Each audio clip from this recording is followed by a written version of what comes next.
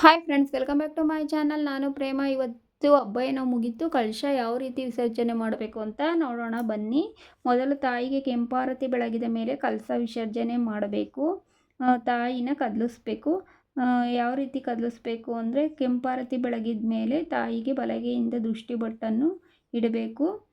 ತಾಯಿಗೆ ಅಡ್ಡ ನಮಸ್ಕಾರ ಮಾಡಬೇಕು, ಅಥವಾ ದೀರ್ಘಾಂಡ ನಮಸ್ಕಾರ ಮಾಡಬೇಕು. ತಾಯಿ ಹತ್ರ ನಿಮ್ಮ ಇಷ್ಟಾರ್ಥ ಅಂದರೆ, ನೆಕ್ಸ್ಟ್ ವರ್ಷದೊಳಗೆ ನನಗೆ ಈ ಒಂದು ಭಾಗ್ಯನ ಕೊಡು, ಅಥವಾ ಈ ವರ್ಷ ನಾನು ನಿನಗೆ ಇದನ್ನು ತಂದಿದ್ದೀನಿ, ನನಗೆ ನೆಕ್ಸ್ಟ್ ವರ್ಷ ಇನ್ನೂ ಏನಾದರೂ ತಂದು ನನ್ನ ಶಕ್ತಿ ಅನುಸಾರ ನಾನು ಪೂಜೆನ ಮಾಡೋಕ್ಕೆ ಅವಕಾಶ ಮಾಡಿಕೊಡು. ಮತ್ತು ನಮ್ಮ ಮನೇಲಿ ಇನ್ನೇನಾದರೂ ಪ್ರಾಬ್ಲಮ್ ಇದ್ದರೆ ಮುಂದಿನ ವರ್ಷ ನೀನು ಮನೆಗೆ ಬರೋದ್ರೊಳಗಡೆ ಪರಿಹಾರ ಮಾಡಿಕೊಡು ಅಂತಾನು. ಒಟ್ನಲ್ಲಿ ತಾಯಿ ಹತ್ರ ಒಂದು ಮಗು ಯಾವ ರೀತಿ ಕೇಳ್ಕೊಳುತ್ತೋ ಆ ರೀತಿ ನೀವು ಆ ತಾಯಿ ಮುಂದೆ ಕೂತ್ಕೊಂಡು ಪ್ರಾರ್ಥನೆ ಮಾಡಿ, ನಿಮ್ಮ ಸಂಕಷ್ಟಗಳಿರ್ಬೋದು, ನಿಮ್ಮ ಬೇಡಿಕೆಗಳಿರ್ಬೋದು, ಅದನ್ನು ಇಟ್ಟು ಹೋಗಿ ಬಾ ಮನೆಯಿಂದ, ಹೋಗಿ ಬಾ, ನೆಕ್ಸ್ಟ್ ವರ್ಷ ಮತ್ತೆ ನಮಗೆ ಹಬ್ಬನ ಚೆನ್ನಾಗಿ ಮಾಡೋ ಶಕ್ತಿ ಕೊಡು ಅಂತ ಹೇಳಿಕೊಂಡು ನಮಸ್ಕಾರ ಮಾಡಿಕೊಂಡು ನೀವು ಯಾವ ರೀತಿ ಕಳಶ ಕದಲಿಸ್ಬೇಕು ಅಂದರೆ, ಬಲಗಡೆಯಿಂದ ಹೂವು ಹಾಕಿರ್ತೀವಲ್ಲ, ಬಲಗಡೆಯಿಂದ ಆ ಹೂವನ್ನು ತೆಗಿಬೋದು. ಅಥವಾ ಒಂದು ಚಂಬಲ್ಲಿ ನಾವು 5 ಎಲೆಗಳನ್ನು ಜೋಡಿಸಿಟ್ಟಿರ್ತೀವಲ್ಲ, ಆ ಜೋಡಿಸಿರೋದ್ರಲ್ಲಿ ಬಲಭಾಗದಲ್ಲಿರುವಂತಹ ಒಂದು ವೀಳ್ಯದೆಲೆಯನ್ನು ಸಣ್ಣದಾಗಿ ಮೇಲೆ ಎಳಿಬೇಕು ಅಷ್ಟೇ.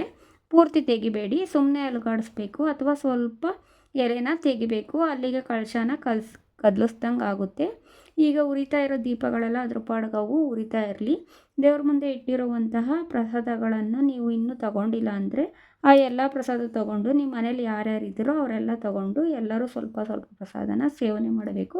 ಚೆನ್ನಾಗಿರುವಂಥದ್ದನ್ನ ತಗೊಳ್ಳಿ. ಏಕೆಂದರೆ ಕೆಲವರು ಬೆಳಗ್ನೆ ಏನೋ ಪ್ರಸಾದ ಮಾಡಿರ್ತಾರೆ, ಸಂಜೆ ಒಳಗಡೆ ಅದು ಹಾಳಾಗ್ಬಿಟ್ಟಿರುತ್ತೆ. ಸೊ ಹಾಗಾಗಿ ಚೆನ್ನಾಗಿರುವಂತಹ ಪ್ರಸಾದನ ತಗೊಳ್ಳಿ. ಪ್ರತಿಯೊಬ್ಬರು ಮನೆಯಲ್ಲಿರೋ ಪ್ರತಿಯೊಬ್ಬರು ಸಹ ಸ್ವಲ್ಪ ಸ್ವಲ್ಪ ಮಟ್ಟಿಗಾದರೂ ಚೆನ್ನಾಗಿರೋ ಪ್ರಸಾದನ ಸೇವನೆ ಮಾಡಲೇಬೇಕು. ಮಿಕ್ಕೆಲ್ಲ ಏನಾದರೂ ತಟ್ಟೆಗಳನ್ನ ಜೋಡಿಸಿದ್ರೆ, ತಿಂಡಿ ಐಟಮ್ಸ್ಗಳಿದ್ದರೆ, ಅಂದರೆ ಏನಾದರೂ ಕಜ್ಜಿಕಾಯಿ ಇಂಥವೇನಾದರೂ ಮಾಡಿದರೆ ಒಂದು ಡಬ್ಬಿಲಿ ಹಾಕಿ ಎತ್ತಿಡ್ಕೋಬೋದು.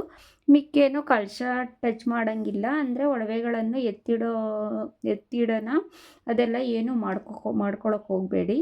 ಏಕೆಂದರೆ ಶುಕ್ರವಾರ ಅಲ್ವಾ, ಹಾಗಾಗಿ ತಾಯಿ ಮೇಲೆ ಏನೆಲ್ಲ ಹಾಕಿರ್ತಾರೋ ಅದೆಲ್ಲ ಹಾಗೆ ಇರಲಿ. ಬೆಳಗ್ಗೆವರೆಗೂ ನೀವು ಹಾಗೆ ಬಿಟ್ಬಿಡಬೇಕು. ಇವತ್ತು ದೀಪ ಎಷ್ಟರ ಮಟ್ಟಿಗೆ ಉರಿತಾ ಇರುತ್ತೋ ಅಷ್ಟರ ಮಟ್ಟಿಗೆ ಉರಿಲಿ. ನೀವು ಎಣ್ಣೆ ಬತ್ತಿ ಮತ್ತು ಏನು ಹಾಕೋಕ್ಕೆ ಹೋಗಬೇಡಿ.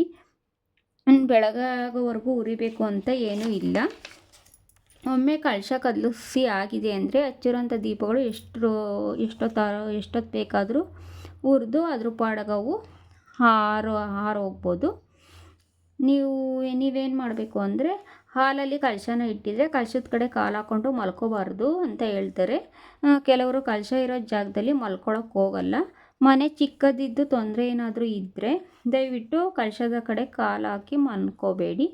ಅದು ಬಿಟ್ಟರೆ ಬೇರೆ ಏನೂ ಇಲ್ಲ. ಬೆಳಗ್ಗೆ ಎದ್ದು ನೀವು ಒಮ್ಮೆ ಸ್ನಾನ ಮಾಡಿಕೊಂಡು ಸಾಧ್ಯವಾದಷ್ಟು ನೀವು 6 ಗಂಟೆಯಿಂದ 7:30 ಒಳಗಡೆ ಈ ಕೆಲಸ ಮಾಡಿಕೊಳ್ಳಿ. ಈ ಒಂದು ಸಮಯ ತುಂಬ ವಿಶೇಷವಾಗಿರೋದ್ರಿಂದ ಬೇಗ ಎದ್ದು ಸ್ನಾನ ಮಾಡಿಕೊಂಡು ನೀವು ಮತ್ತೆ ಎಲ್ಲ ಹೂಗಳನ್ನು ಒಂದು ಕವರಲ್ಲಿ ಹಾಕ್ಕೊಂಡು ಹೂವನ್ನು ಅಲ್ಲಲ್ಲಿ ಬಿಸಾಡೋಕ್ಕೆ ಹೋಗಬೇಡ್ರಿ. ಅದಕ್ಕೆ ಪ್ರತಿಯೊಂದು ಹೂವು ಏನೇ ಅಕ್ಷತೆ, ದೇವಿ ಮೇಲಿರೋ ಏನೇ ಒಂದು ಪ್ರತಿಯೊಂದು ಸಹ ಒಂದು ಕವರಲ್ಲಿ ಹಾಕ್ಕೊಂಡು ಎತ್ತಿಡಿ. ಏನೆಲ್ಲ ಒಡವೆಗಳನ್ನೆಲ್ಲ ಎತ್ತಿಡೋಕ್ಕೆ ಹೋಗಬೇಡ್ರಿ. ಮುಖವಾಡ ಒಡವೆಗಳನ್ನ ಬಿಚ್ಚಿಬಿಟ್ಟು ಮುಖವಾಡನ ಒಮ್ಮೆ ನೀರಲ್ಲಿ ತೊಳೆದು ಬಟ್ಟೆಲಿ ಒರೆಸಿ ಎತ್ತಿಟ್ಕೊಳ್ಳಿ. ತಾಯಿ ಮೇಲೆ ಹಾಕಿರೋ ಒಡವೆಗಳನ್ನು ನೀವು ಅದೇ ತರಹ ಬಳಸ್ಬೋದು, ತೊಳೆಯೋ ಅವಶ್ಯಕತೆ ಇರಲ್ಲ. ಯಾಕೆಂದರೆ ತಾಯಿ ಮೇಲೆ ಹಾಕಿರ್ತೀವಲ್ಲ, ಅದಕ್ಕೆ ಆ ಒಡವೆಗಳನ್ನು ಅದೇ ಥರ ಎತ್ತಿಟ್ಕೊಳ್ಳಿ. ಅದೇ ಥರ ತಾಯಿ ಹತ್ರ ಇಟ್ಟಿರೋ ದುಡ್ಡನ್ನು ನೀವು ಎಲ್ಲಿ ದುಡ್ಡಿಡ್ತೀರಿ ಅಲ್ಲಿ ನೀವು ಸಪ್ರೇಟಾಗಿ ಇಟ್ಕೊಳ್ಳಿ. ಯಾಕಂದರೆ ನೀವು ಆ ದುಡ್ಡನ್ನು ಬೇರೆಯವ್ರಿಗೆ ಕೊಡೋದಾಗಲಿ ಬೇರೆ ಬೇರೆ ರೀಸನ್ಗೆ ಖರ್ಚು ಮಾಡೋದಾಗಲಿ ಮಾಡಬೇಡಿ.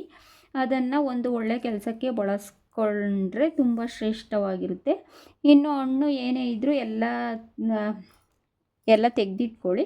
ಇನ್ನು ಕಳಶದ ನೀರಿಗೆ ಬಂದಾಗ ಕಾಯಿ ತೆಗೆದಿಕ್ಕಿ ಅದನ್ನು ಖಾರದಡುಗೆ ಮತ್ತು ನಾನ್ ವೆಜ್ಗೆ ಬಳಸಬಾರ್ದು. ನೀರು ಏನು ಮಾಡಬೇಕು ಅಂದರೆ, ಅದರೊಳಗಡೆ ಹಾಕಿರ್ತೀವಲ್ಲ ಮಾವಿನ ಸೊಪ್ಪು ಅಥವಾ ವೀಳ್ಯದೆಲೆ ಸಹಾಯದಿಂದ ಆ ಕಳಶದ ನೀರನ್ನು ಪೂರ್ತಿ ಮನೆಗೆ ಹಾಕ್ಕೊಂಡು ಬನ್ನಿ. ಸ್ವಲ್ಪ ಸ್ವಲ್ಪ ಅದ್ದಿ ಮನೆಗೆ ಪ್ರೋಕ್ಷಣೆ ಮಾಡ್ಕೊಬನ್ನಿ. ಬೆಡ್ರೂಮು, ಕಿಚನ್ನು, ಹಾಲು ಎಲ್ಲ ಕಡೆ ಆ ನೀರನ್ನು ಪ್ರೋಕ್ಷಣೆ ಮಾಡ್ಕೊಂಬಂದು ನಂತರ ಆ ನೀರನ್ನು ನೀವು ತುಳಸಿ ಕಟ್ಟೆಗೆ ಹಾಕಬೇಕು. ತುಳಸಿ ಕಟ್ಟೆಗೂ ಹಾಕ್ಬೋದು, ಬೇರೆಲ್ಲ ಗಿಡಗಳಿಗೂ ಸಹ ಹಾಕ್ಬೋದು. ಒಟ್ಟಾರೆ ಹೇಳೋದಾದರೆ ಆ ನೀರನ್ನು ಯಾರು ತುಳಿಯೋ ಕಡೆ ಮಾತ್ರ ಹಾಕೋಕ್ಕೆ ಹೋಗಬೇಡಿ. ಇನ್ನು ಕಳಶದೊಳಗಡೆ ಹಾಕಿರುವಂಥ ಕವಡೆ, ಗೋಮಾತ ಚಕ್ರ, ನಾಣ್ಯ ಎಲ್ಲ ಸಪ್ರೇಟಾಗಿ ಎತ್ತಿಟ್ಕೋಬೇಕು. ನಂತರ ಏನು ಮಾಡಬೇಕಂದ್ರೆ, ಇದು ನೀವು ಬಿಂದಿಗೆ ಇಟ್ಟಿರೋದಾದರೆ ಕಳಶನ ದೇವ್ರ ಮನೇಲಿರುತ್ತೆ, ತೊಂದರೆ ಇಲ್ಲ. ಇದನ್ನು ಅಷ್ಟೇ ವಿಸರ್ಜನೆ ಮಾಡಿದ್ರೆ ಮುಗೀತು. ನೀವೇನಾದರೂ ಡೈಲಿ ಇಡೋ ಕಳಶದಲ್ಲೇನಾದರೂ ದೇವಿನ ಇಟ್ಟಿದ್ರೆ ಮತ್ತೆ ಕಳಶನ ತೊಳೆದು ಹೊಸ್ದಾಗಿ ನೀರು ತುಂಬಿ ಕಳಶನ ಇಟ್ಕೊಂಡು ವಿಳ್ಯದೆಲೆ ಇಟ್ಕೊಂಡು ಹೊಸ್ದಾಗಿ ಕಳಶ ಇಟ್ಕೋಬೇಕಾಗುತ್ತೆ.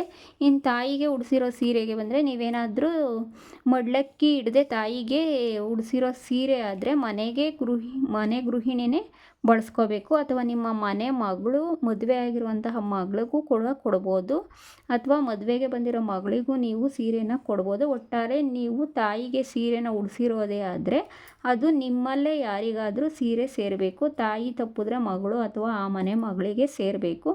ನೀವು ಮಡ್ಲಕ್ಕಿ ಇಟ್ಟಿದ್ರೆ ನಾನು ದೇವಸ್ಥಾನಕ್ಕೆ ಬಂದು ಕೊಡ್ತೀನಿ ಅಂದರೆ ಆ ದೇವಸ್ಥಾನಕ್ಕೆ ಕೊಡಬೇಕು. ಯಾವುದೇ ಕಾರಣಕ್ಕೂ ಕಳಶಕ್ಕೆ ಉಡಿಸಿರೋ ಸೀರೆನ ದೇವಸ್ಥಾನಕ್ಕೆ ಕೊಡಬಾರ್ದು, ನೆನ್ಪಿಟ್ಕೊಳ್ಳಿ.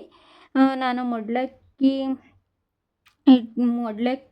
ಇಟ್ಟಿರೋದನ್ನ ದೇವಸ್ಥಾನಕ್ಕೆ ಕೊಡ್ಬೋದು ಅಂತ ಹೇಳಿದ್ದೀನಿ. ಆದರೆ ದೇವಿಗೆ ಉಡಿಸಿರೋ ಸೀರೆನ ಮಡ್ಲಕ್ಕಿಗೆ ಯಾವುದೇ ಕಾರಣಕ್ಕೂ ಕೊಡಬಾರ್ದು. ಇವತ್ತಿನ ವಿಡಿಯೋ ಇದಾಗಿರುತ್ತೆ. ನಿಮಗೇನಾದರೂ ಇಷ್ಟ ಆಗಿದ್ರೆ ದಯವಿಟ್ಟು ಲೈಕ್ ಮಾಡಿ, ಶೇರ್ ಮಾಡಿ, ಸಬ್ಸ್ಕ್ರೈಬ್ ಮಾಡಿ ಅಂತ ಹೇಳ್ತಾ ಥ್ಯಾಂಕ್ ಯು.